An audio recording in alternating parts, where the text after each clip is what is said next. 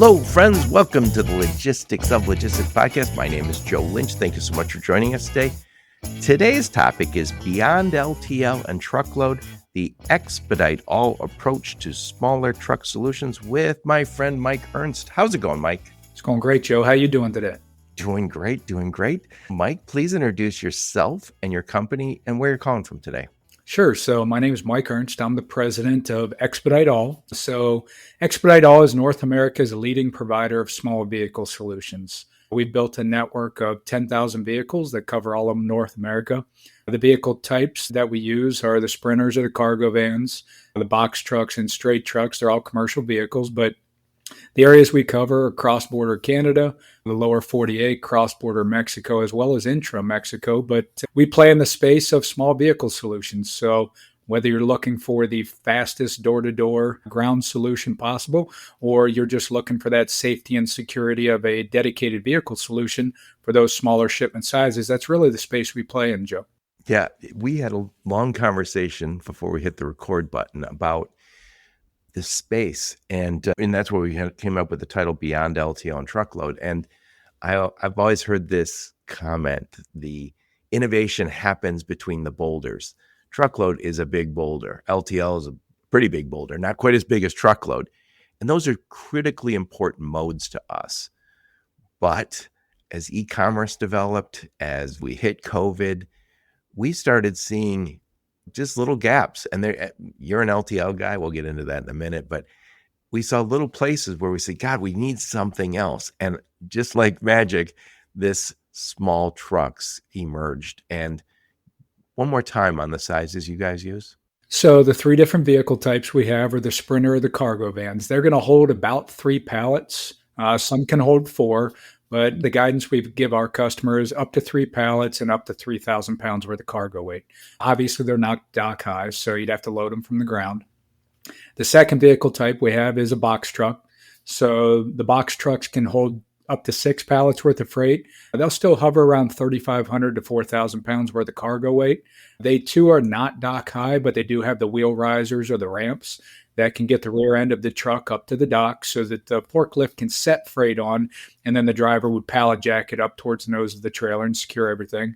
And then the third vehicle type is those 26-foot straight trucks. They're obviously going to be dock high. They all have lift gates. You can drive the forklift in them, and they'll hold up to about 10,000 pounds worth of cargo.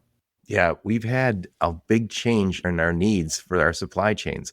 We're moving inventory closer to the consumer, which would have been in the past just a task for LTL. And you've been in this business for a long time. We always had, I don't know, we sometimes called them couriers or something else. There was this other third option that you guys now provide, but it wasn't professional like it is now. I don't want to say it. It was more of a local service that you knew about. It wasn't necessarily a global, it wasn't a solution that you could deploy in all of North America. Sure. Yeah, Joe, when you think about what we've coined as STL, small truckload, because really that's what it is. You're getting a full truckload type move, that exclusive dedicated unit just on a smaller unit. But I think as we were talking earlier, it really falls in that space between LTL and full truckload. Each mode has its proper application, and both are good modes of transportation. But if you're thinking about product that an LTL network, let's talk about that, because I spent a lot of time in the old LTL world. There's elevated risk of loss or damage because of the human interaction. There's a lot of handlings.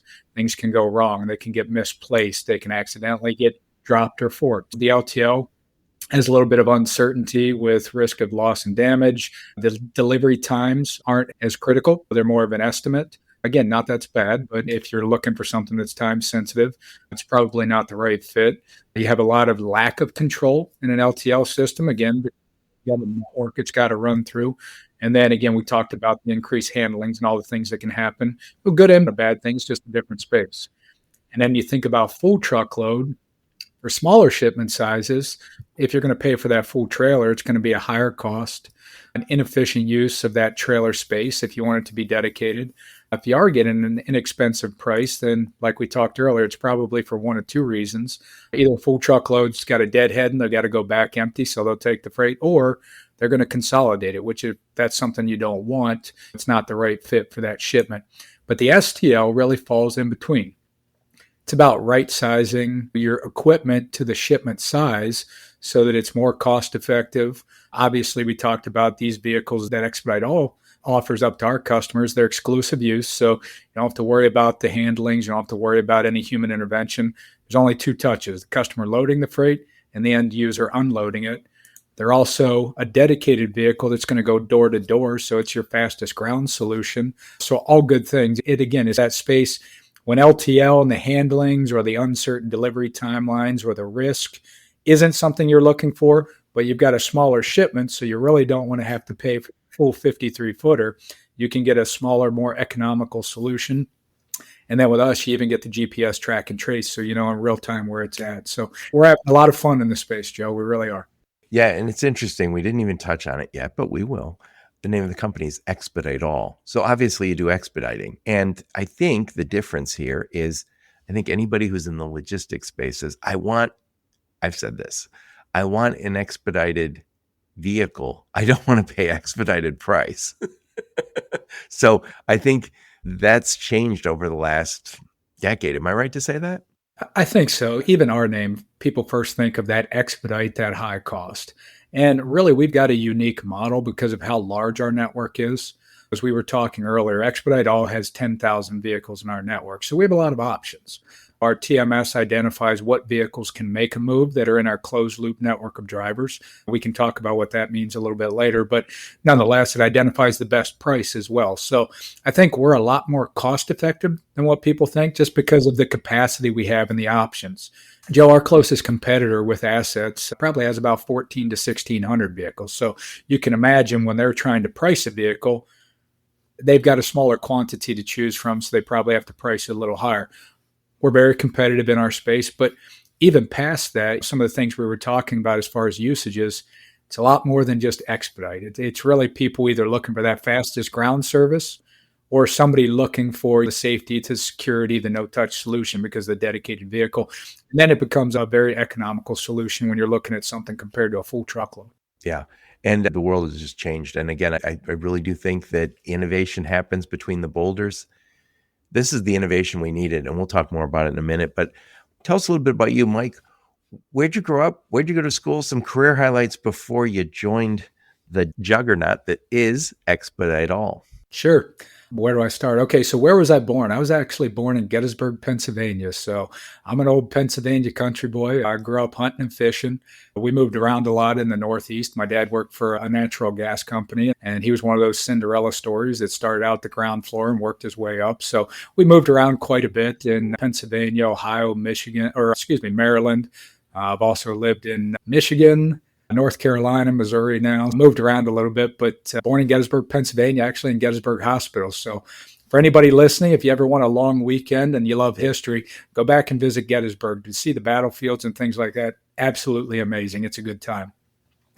So as far as career, 25-year freight guy.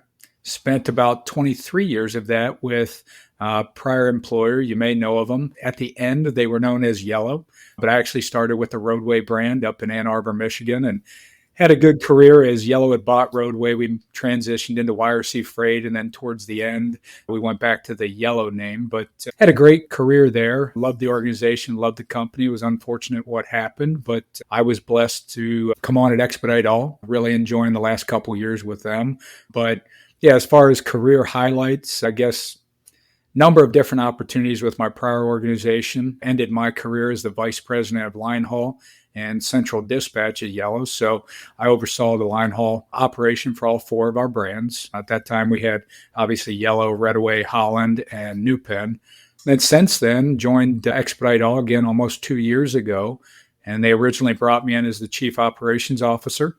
Spent about a year doing that. And then end of last year, they asked me to take over as the president for Expedite All. So really enjoying it. But honestly, Joe, I will tell you, the biggest highlight I have, Just celebrated my 22nd wedding anniversary with my wife last Saturday. So God love her. She has put up with me for 25 years in total, but we just celebrated our 22nd wedding anniversary on Saturday. We've got two beautiful children, two girls, one in college and one's going to be a senior this year. So honestly, that is probably the highlight of my life is my family. God bless. Very nice. You married a nice Michigan girl, so how could you go wrong? I did.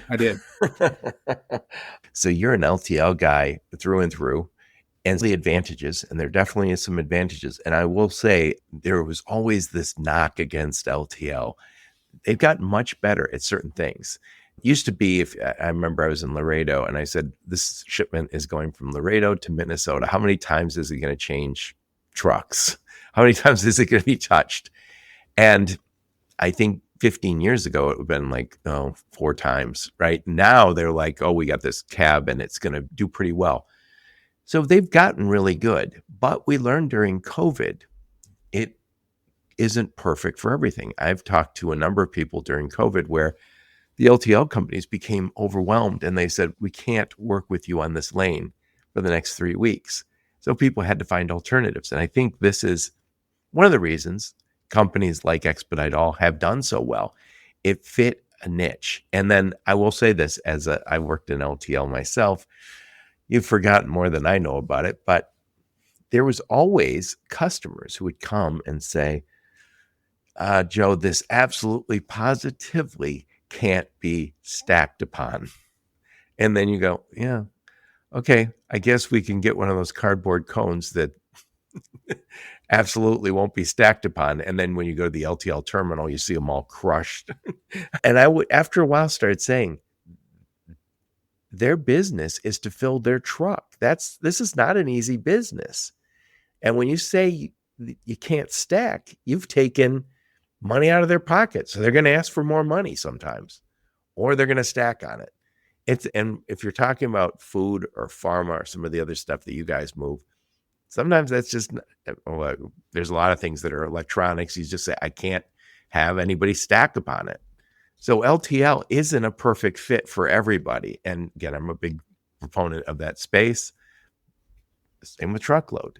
I told you this before we hit the record button, that I know a friend of mine told me that McDonald's, a location, would receive one pallet in a 53-foot reefer because it needed to be refrigerated, and they delivered one pallet. So first off, you've jammed up their parking lot with a big truck. And secondly, what an enormous waste of money and emissions, and it's the wrong fit for that shipment.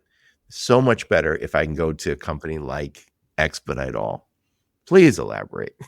Absolutely. So let's start with the LTL side. To your point, every mode of transportation out there has its proper fit.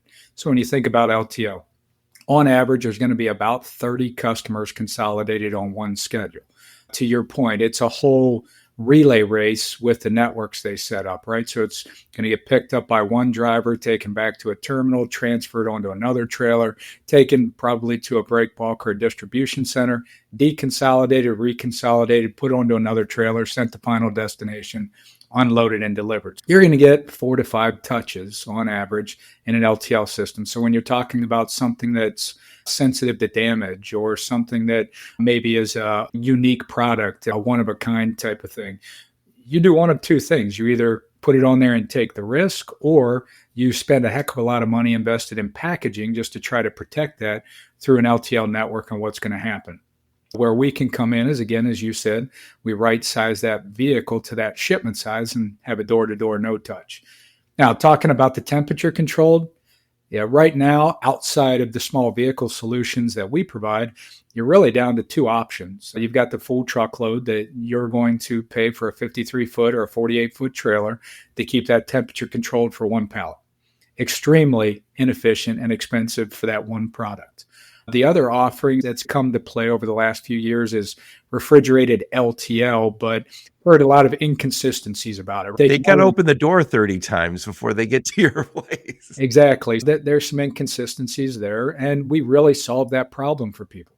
Again, we can handle anything from a small envelope up to 14 pallets on the vehicle types that we have, but the advantage you get is you tell us what temperature parameters you need to stay within, and it's only your product on there. So again, you control that temperature so you keep the product fresh and you don't spoil it, and you get the door-to-door direct service and exclusive use of a truck that's actually right sized to your shipment size. No sense paying for that 53-foot refrigerated unit when you could get it at a fifth of the cost on a Sprinter van for one pallet. And it's an interesting thing. We've changed the way we move freight. Freight is moving closer and closer to the end customer. When somebody says, I need to do same day, next day, it might mean I need to bring a pallet or two to a big city. So I might have to say, I have to drive into Kansas City or to Chicago or wherever. I can take a big truck and drop off 2 pallets there, or I can take a van to get to that location. Regardless, I need that inventory closer to the consumer. So I think we're gonna look for options like this. It just makes sense. And again, it's just this whole industry just seemed to grow up in my mind since COVID. It's always been there. Again, I was an LTL guy. I was at a brokerage, and we every once in a while would move an LTL shipment and in an expedite vehicle, but it was always, hey, can we get a real price rather than the expedite price? And you guys are doing that. I think that it was before something very weird and off the beaten track. Now it's grown up. And do you guys call yourself middle mile, final mile? Is that kind of what you guys would specialize in, or you do the whole? I guess you would do first mile too in some cases. We can do it all, Joe. When you think about our average length of haul right now, it's about 660 miles. So that's shocked me when you told me that. We're doing coast to coast. We could pick something up in Boston and run it down to LA and go coast to coast. Or we could pick something up in Detroit and deliver in Pontiac, or vice versa. So again, our average length of haul is about 660 miles. Most of the freight that we're handling is going to go business to business. Could be to a manufacturing facility, could be to a retail store, could be to a distribution center. It's really business to business. We can do the home deliveries and things like that, but it's a smaller portion of our business. We do a lot of first and final mile to try to get things into airports or out of airports for the final leg on things that are being imported into the country or exported. Yeah, we do a little bit of everything. At the end of the day, to your point, that the market's really changing, right? So you think about the Amazon effect. Everybody can pick up their phone, order something, and it's on their doorstep this afternoon or tomorrow, or worst case scenario, 2 days from now. So everybody wants that faster speed and delivery. The other thing is the market is changing as far as the inventory, right? People aren't stacking up 3, 4, 5, 6 months worth of inventory anymore because things change so rapidly, and they don't want that large inventory that they put the upfront capital to purchase and warehouse when all of a sudden 30 days from now, 60 days from now, something changes and that product becomes obsolete. So people are maintaining leaner inventories. They're getting their suppliers closer. And again, we can help with all those things again by right sizing the equipment. Yep. One other thing I want to talk to you about, it wouldn't be my podcast if we didn't talk about some of the cargo theft and the freight fraud that we've had in our industry. And right now, Mike, if you and I were a shipper and we were in charge of a location, it would be the conversation I imagine we would start every day with. It's a big concern. And certain areas are more difficult than others, but the kind of stuff that you guys are delivering, I know you deliver food and pharma and stuff like that. The bar is a little higher for moving that stuff, for one, and they're going to want to know that you have the security. Can I get that security working with smaller trucking companies or the small truck networks like yours? Yeah. So let's just talk about fraud and theft in general. Post-COVID, it has run rampant in the logistics industry. It's really scary for customers because no matter how they're trying to procure somebody to move that freight, really a risk until they get to know them. Then you've got to spend a lot of time trying to vet to make sure that the driver, the equipment, the insurance is all legitimate, and you're not going to have somebody steal, $500,000 worth of electronics or pharmaceutical goods, things like that. So it is scary. We have a lot of conversation with our partners and our customers about that. Where we come into play is really how we built our network. We really started by consulting owner-operators and small fleets on how to do everything back office. So what does that mean? Hiring, training, vetting, regulatory compliance, insurance, the applications there, making sure you've got everything you need, that your ducks are in a row. And then we add on our tech stack that every one of these vehicles is connected to, giving us a GPS track and trace on every single one of them. The nice part about Expedite All, when you book a vehicle with us, you don't have to worry about whether it's a legitimate provider, whether it's a good vehicle, or whether it's a bad actor in the space that's going to steal your load, steal your customers, steal your revenues. We're guaranteeing that. We've already done the homework. So instead of going to a load board and then having to do it yourself, especially with the smallest vehicle, those sprinters and cargo vans, which they don't have to have a DOT number or an MC number. So how do you even vet them? We bring to market a solution that solves all of that. At the click of a button, we tell you whether we can or can't make that move. We give you a vehicle and it's a safe piece of equipment to move your freight. So it's a lot of our partners are really nervous about all the fraud and theft. And it's a topic of just about every conversation, every association. You think about the numbers that TIA and some of the other associations have put out. It's staggering in what's going on out there. Yeah, and it's interesting. During COVID, we needed the gig economy, and it stepped up. And they did a lot of the home deliveries, for better and for worse. So we had a lot of mom and pop solutions, which might have been okay for the moment. You want just something delivered. But I think it needed to grow up to work with real companies, because if I'm a manufacturer, I don't want to work with a local solution. I want to work with somebody who has, again, done the vetting, has the technology that allows them to work with me. And if that guy who I was working with, the driver, moves on, I got another one right away. We ran into this across the board because I think the gig economy, again, the guy might show up. Who knows where he came from? If he was vetted on an app that day and approved, do you really want to work with him? I know it takes a little longer on some of those, but it's not, to my way of thinking, a robust solution. And also, I don't want somebody showing up potentially with a face tattoo or a look that is going to turn off my customer. So I want somebody in the middle vetting those companies. Yeah, I agree. And Joe, the small fleets, some of the owner operators that are connected with business, they all have their space. But to your point, it's a little more risk there, right?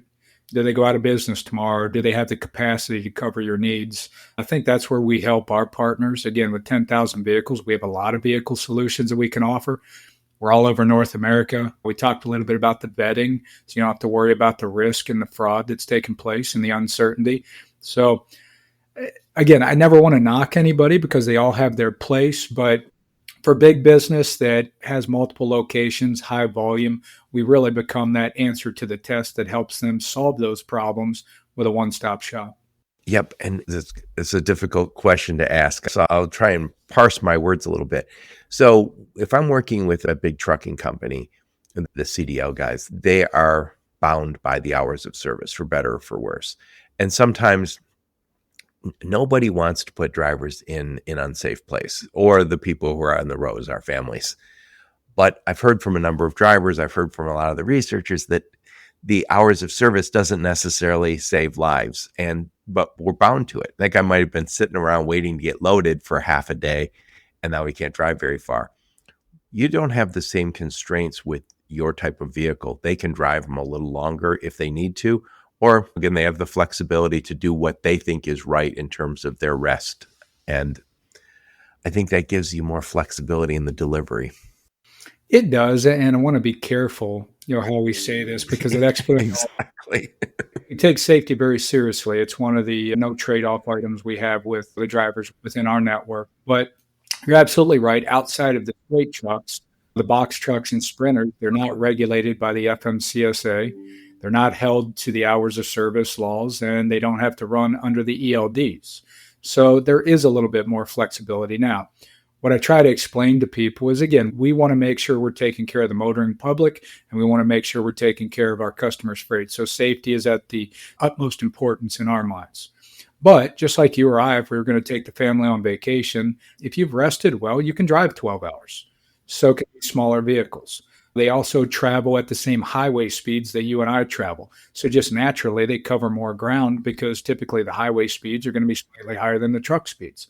So in general, we can cover more ground and deliver things quicker. Again, not unsafely, because we hold our drivers' feet to the fire there, but there is some flexibility there with how long they can be in the seats, as long as they're well rested. And again, the speeds that they can travel are much faster than what the truck speeds are on the highways. Oh, yeah. Yeah. And I live not too far from a Tractor Supply. And when I go for a walk, every once in a while, I'll talk to a driver who's sitting around waiting, and they're always waiting to get their hours of service back. And so I'm here in Michigan, and the guy I'll say, well, you waiting for your hours? And they're like, yep. And he goes, I can leave in 2 hours. And I go, where do you live? Oh, just in Toledo, just an hour away. And I was thinking, that I know the hours of service and all what we're talking about here is for safety, but I'm not so sure. And by the way, wouldn't give my opinion unless it was from people who had a real knowledge. The hours of service is sometimes a real challenge, not necessarily making anybody safer. And again, I want flexibility. If I'm giving you the ability to drive a truck for me, I want you to have the flexibility to be an adult. And if you say, I shouldn't be tired, but I am, I'm going to get out and I'm going to rest or whatever. I don't want you locked into an arbitrary hour. It does make sense to me. And, Joe, I think the hours of service, it does help. But to our conversation earlier, really it's about the utilization of those hours and utilizing them properly. So you think about big trucks, if they're sitting there waiting, that clock's ticking. They only get 70 hours in 8 days, or they have to at minimum have a 34-hour reset before they can start those hours. So there's a lot of inefficiencies that you find a lot of times that cause some pain. In our world, if a driver's down, he can go ahead and go rest until the next load comes available. Yeah, there's a little more flexibility, but again, I don't want to say anything negative about the hours of service because they have a place and their value. I will. You can't, but I will. No. Safety first. Yeah. I think it's the right thing. I just think that those that are managing the drivers under those hours of service, they could probably in many cases do a better job to use those for something. Oh, yeah. And then get the driver home so they can get their rest. Mike, we do such a bad job. We optimize around when the docks are open. And sometimes I think we should optimize around the driver's time because the guy sometimes says, oh, I got in a traffic jam and now I'm an hour from where I was going to deliver and I can't deliver. And now I missed my next load. This is one of the challenges with our business is we make the driver's life difficult. So if you don't mind, Mike, walk me through like a case study where you guys are a good fit. And I know we talked a little bit before we hit the record button that you work with some food companies, and I'm assuming as some of it's shelf stable and some of it is cold chain. Why don't you walk me through just a few case studies of what you guys do? Sure. So let's talk about a recent example. We've partnered up with a manufacturer of ice cream. They were having difficulties trying to make all the deliveries before the store opened with their own equipment. They had inefficiencies as far as being able to manage the equipment fleet themselves, some inefficiencies as far as how to maintain the temperatures, and then coordinate all those replenishments that have to happen at minimum twice a week. We went in and talked to them about our temperature controlled solutions and what we could do to set up basically routes to fulfill those needs every week. And it's multiple locations that have to be replenished twice a week. But we've gone ahead and set up a program with them where we go and pick up all the replenishment for the number of stores we have to deliver for the day. We actually go in and have access to the stores. Our drivers will go in and go ahead and stock the shelves for them and remove anything that may have been spoiled or they want to get rid of, and then rinse and repeat twice a week for each store before 10 o'clock in the morning when they open. So it's a great example of you had a manufacturer that felt they had an internal solution, something we could bring to them as a better, more cost-effective solution, and let us be the logistics side of the business. You continue to do the ice cream side, which you're very good at. It's pretty tasty ice cream. So when you're delivering that, like you said they're delivering to a store twice a week. When they load up the vehicle, how many stores are they hitting? We're doing anywhere between 3 and 5. Just depends on the proximity from where we're going to pick up the product and where we're going to deliver it. But just a few stores at a time. But again, it's really the regularity, the consistency, the temperature control, and executing before they open up. Nobody wants to see ice cream being delivered while somebody's trying to order ice cream at the counter, right? Getting everything coordinated within about a 3-hour window every morning is really the problem they were trying to solve that they couldn't solve themselves. And we came in and helped them out. If you talk about high value stuff, Joe, we've got another partner of ours that it's computer equipment, it's financial information, it's stuff you don't want getting out. We walked in and helped them develop an SOP from cradle to grave that, anything from chain of custody, pictures, taping up the boxes, all corners to make sure the security tape was there, pictured before the trailer was closed and sealed, and then validated at destination when it was delivered. So you name it. We've had a number of case studies. We love going in and helping people solve problems, whether it be a temperature control problem, a security problem, a time sensitive, a speed problem, or again, just those damage issues or that high value stuff that you really don't want to go through other modes that could have multiple touches. Yeah, the one of the challenges you mentioned there is temperature controlled LTL, and I've done some of that. It seems like it's not always available in every lane you want, but what always concerned me about it is the nature of LTL, you don't know how many loads you're going to have for that area, and then you don't know, what if I'm the 10th thing that gets off the truck? And they're opening it and it's getting hot here in the Midwest. And it's always hot down south in Florida this time of year. As they start to open that door, if I needed to be temperature controlled, I don't know how I could even keep it temperature controlled. But there's another aspect of it is as a food, and again, this isn't just food, but it's for sure food. You have to be able to say there's no ability for pests to get into it. There's no ability for a crazy person to try and tamper with it. And if I got to open that truck 10 times during the day, I'm at risk.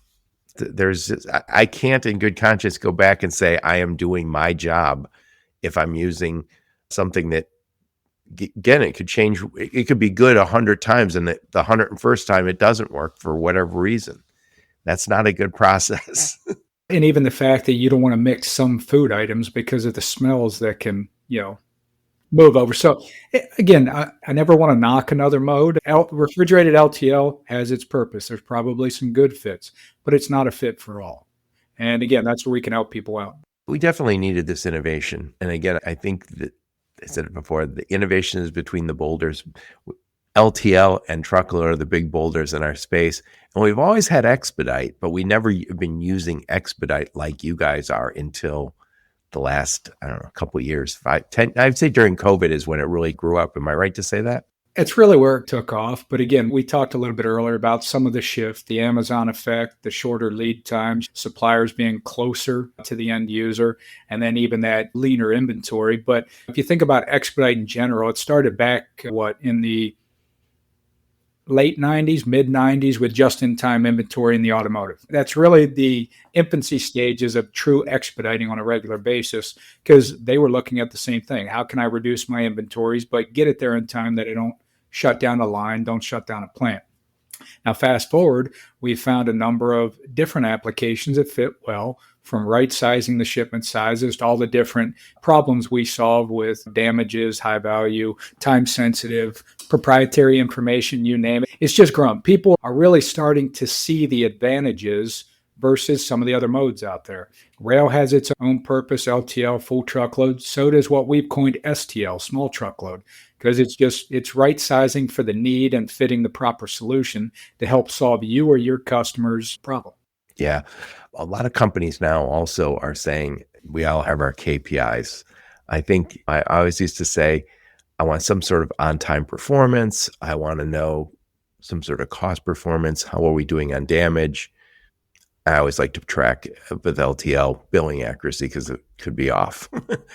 And I think a lot of companies are now adding, especially big companies, are adding sustainability. How are we doing on emissions? And if I am delivering 1 or 2 pallets with a 53-foot truck because I needed reefer, I'm hurting myself on my emissions numbers. And again, I think you're not going to work with big companies now without them saying, how are we doing on that? And I always say, just add a KPI. It's not a good one yet. We're a little rough on it's directionally correct is all you can get it to. But an easy way to say it is we used a big truck instead of a small truck. That's going to be a ding, right? If right now I said, look, across the nation, I'm going to start using the right size vehicle, which might be one of the smaller vehicles we discussed, rather than a 53-foot, I've saved Not only I've saved gas, first and foremost. I've saved gas, I've saved cost. Last but not least is sustainability.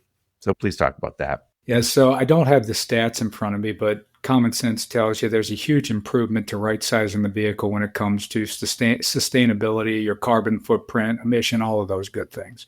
So I can't speak to the numbers, Joe, but it's definitely something people ask about. It's definitely numbers that we can provide to help them. My old employer, we had a whole department, those type of things. So it's on everybody's mind. You know, we want to make sure we're doing the right thing for everybody. Yeah. I think I always say the Walmarts of the world, those companies are all they're looking, how do we get greener and cleaner? And I always say there's KPIs. Sometimes they're very rough. And I always say, just start, just start. You could start this easily with to say, what is the average emissions for a vehicle like yours versus an average vehicle for 53 footer, and say it's directionally correct. I'm just going to use that. And I guarantee it's a nice cost savings. It's probably a lot more efficient. You're probably better on time performance because you got a smaller truck. You don't have to, a 53-foot truck going through traffic isn't easy, especially once you get to the surface streets. And then you're going to be much better on the emissions. So this is just all around a better fit right now for a lot of companies. I have a buddy, and I told you about him before we hit the record button. He started a new brokerage in the last year, done really well. And I remember before he started, he kept saying to me, what would make my business more competitive? And I introduced him to you guys because I said, what makes it more competitive is having more options. And I think this is an option that its time has come. Yeah, I love what you guys are doing. Anyway, enough of my blather. I'm going to try the best I can to summarize what we talked about. Then I want to get your final thoughts on the topic. So again, I'm talking to my friend Mike Ernst, and we're talking about Beyond LTL and Truckload, the Expedite All approach to smaller truck solutions. So the problem is LTL isn't always the right fit. Neither Mike nor I will criticize LTL because it is great for many options. Many applications, it's the right fit. But a lot of times as we're trying to get inventory closer to the consumers because they want same day, next day, we would use a lot of LTL solutions, but it's not a good fit for everything. The handling sometimes bothers people because of excess handling means potentially more loss, more damage. The timing isn't necessarily guaranteed. Excuse me. It is not guaranteed. It's directionally correct. And usually they're pretty good, but pretty good isn't good enough sometimes. We need better than potentially tomorrow. I need, a lot of times the docks want to know, we got people on the dock from 3 to 5. You got to get here from 3 to 5. LTL can't always guarantee that unless you want to pay an extra fee. Truckload is sometimes too big. It's direct. It's safe. It's one thing, but it might have 2 pallets. I don't want to move on a big truck. So this small truck solution that we're talking about is the fastest, most secure way to move, to use your point, an envelope to 14 pallets. And if it's electronics, if it's food, if it's something that cannot be stacked upon, if it's something that you're afraid might get stolen or damaged on a traditional LTL or truck, this is definitely the right solution. Anyway, enough of my blather. Put a big old bow on this one. Final thoughts on the topic, Mike Ernst. Sure, Joe, and thank you. I guess the way I would wrap it up, for anybody looking for something that isn't the right fit in LTL or isn't the right fit for FTL, whether it be the damage concerns, whether it be the high value of the freight, whether it be the time sensitivity, or whether it be the shipment size, give us a call. We are North America's largest provider of small vehicle solutions, what we have coined as STL, small truckload. You're going to get a dedicated door-to-door service, a no-touch solution. Our service offering, and we measure by the minute, both on the pickup and the delivery side. The worst on-time performance that I've seen in 2 years is 99.28% on time. So feel pretty good that we can service that freight and do what we say we can do. Again, as we spoke earlier, Joe, we cover all of North America. So we can do the cross-border in and out of Canada, cross-border in and out of Mexico. We can do intra-Mexico moves as well as the lower 48. So if anybody's interested in further discussing, if there's something we can help with, please feel free to reach out to me on LinkedIn, connect. I'll have one of our team circle back and we can talk through the service offerings, the tech stack, the access to the on-demand capacity, and even the track and trace, the GPS we have on every vehicle. We'd love to talk to you and see if we can help provide solutions for you and your customers. That's what we're here to do. We're a transportation provider. We pick up and deliver freight. I feel we do it better than anybody in the industry, and we've got 10,000 vehicles we can offer. So we'd love to talk to anybody that finds a need for that space. If they need help with their customers, let us know. I love it. I love it. Mike, I will make sure I put a link to your website, your LinkedIn profile, and any other links that you and your go-to-market team give me. I'll put those in the show notes so people can reach out and talk to you. If somebody calls you, how quick till you can get them, start working with them? Is it just like a regular trucking company? So I call today and you can work with me today? If everything checks out, Joe, we can do it in a day. We'd set up an account, make sure all the boxes were checked, payment terms, things like that. We're pretty quick. But I would suspect if you reach out within 24 hours, that we could have a conversation. If it works, we could help set up an account. I love it. What conferences will we see you and the fine folks from Expedite All at? So we tend to go to a lot of them. We like to make new friends and find new partners. So the ones that are coming up here soon, let me pull up my conference schedule. We'll be at SMC3 Connections, June 23rd through the 25th. We'll be at the TIA 3PL Policy Forum. That's the one held out in Washington, D.C. In September 23rd through the 25th, we'll be at the Automotive Logistics and Supply Chain Global Summit. Actually, your neck of the woods there, Joe, in Plymouth, Michigan. Oh, really? I might get to that one. The 29th of September through October 1st, we'll be at the JOC Inland Distribution in Chicago. You want me to keep going? I got six more, Joe. We'll just say it this way. If you go to a conference, there's a very good chance you're going to see these guys. And there's a probability. I met Alex and Katerina at CSCMP Edge last year, and I know that's on your list. We'll be back there again in October. So I think it's in Maryland this year. Yeah, National Harbor, Maryland. Yep. But yeah, that's where I got my first demo of what you guys do. And I was like, oh, I like it. Anyway, enough of my pontificating.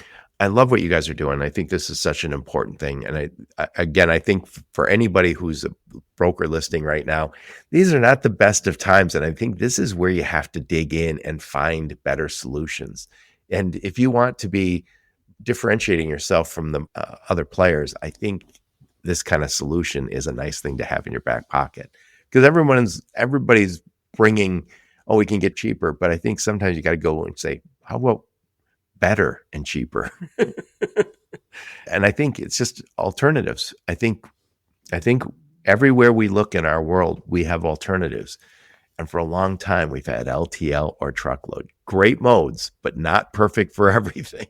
Yeah, Joe, I couldn't agree more. And it's an evolving space for all the things we've talked about. One last point that I'll make as we wrap up.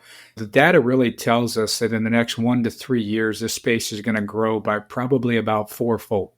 So right now, we would conservatively estimate there's about 50 to 60,000 shipments that fall within our space on a given day. We feel like probably 3 to 4 years from now, worst case scenario, it's probably going to be closer to 200,000. We actually have plans to get our vehicle count up to 20,000 no later than 2025. So if that tells anybody listening to this podcast about what we feel the market is doing with all the things Joe and I talked about today, there's further questions. We'd love to have some conversation with you, help you understand the space and help you understand how to leverage these smaller vehicle solutions to better meet your customers' needs. Joe, before we end, I do want to thank you for the opportunity. I thank you and Logistics of Logistics for having us on today, for having me on today. So thank you very much for that. Oh, it's my pleasure. I love what you guys are doing. Thank you so much for coming on and taking the time. Yeah, thank you. And thank all of you for listening to my podcast. Your support's very much appreciated. Until next time, onward and upward. You have been listening to the Logistics of Logistics podcast, where we engage with leaders in the logistics and supply chain community. If you like what you hear, please subscribe, hit the like button, and leave us a nice review on Apple or Spotify or wherever else you listen. Also, please check out our videos on YouTube and connect with us on LinkedIn. We're very big on LinkedIn. And you can also reach us on the logisticsoflogistics.com, our website.